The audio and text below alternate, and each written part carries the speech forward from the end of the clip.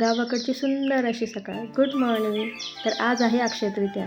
अक्षय तृतीयाचा काय बेत असणार? आमरस, पुरणपोळी, हे असंच एवढं सगळं असतं. आणि त्यात मी बाहेर आले आणि हे गजरेवाले काका आमच्या इथं आले होते, तर मी त्यांच्याकडून छान असे गजरे घेतले.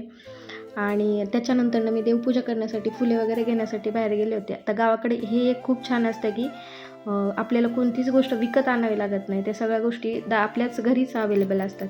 तर हे आमच्या इथं झाड आहे पांढऱ्या फुलांचं. हीच फुले आम्ही झाडांसाठी देवांसाठी वापरतो देवपूजा केली की.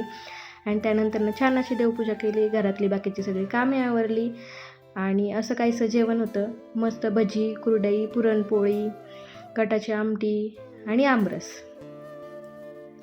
तर संध्याकाळच्या वेळी हे दादाची अशी तयारी झाली होती. दादाला मंदिरात जायचं होतं. आमच्या इथं मी तुम्हाला सांगितलं होतं जसं की यात्रा आहे, त्यासाठी हा तयार झाला होता. कसा दिसतोय मला कमेंटमध्ये सांगा. आणि हा होता आजचा माझा लूक. मी कशी दिसते हेही कमेंटमध्ये सांगा.